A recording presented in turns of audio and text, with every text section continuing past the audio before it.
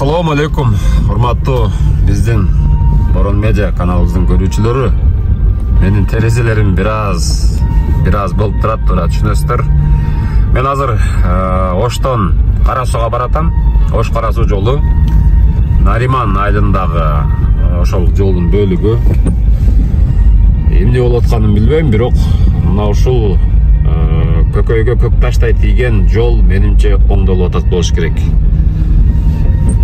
Башталганы чын болсун.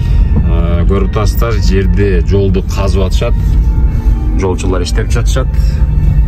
Транспорт министрлигинин жол тейлөө ишканасы, кайсыл ишкана экенин билбейм. Ой, жакка баклашка коюп коюптур.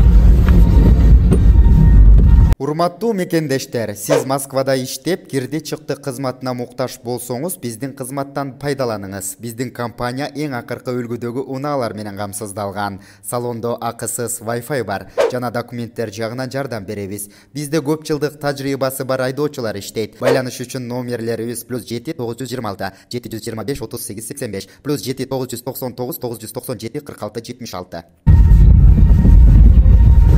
Кыскасы жол оңдола баштаптыр. Кудай кут кылсын, башталганы чын болсун. Ушул жол негизи болбой калган болчу да. Ачык айтайын, Ноокаттын жолунан да жаман болчу.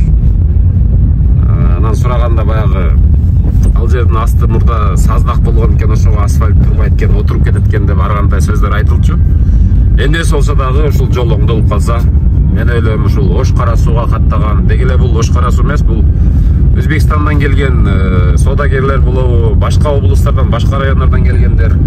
Кыскасы бул улуу жибек жолу да. Мурдагыча Кара Суу бааларына бара турган негизги жол. Көрүшкөнчө аман туруңуздар. Ушул нерсени айтып коеюн дедим эле.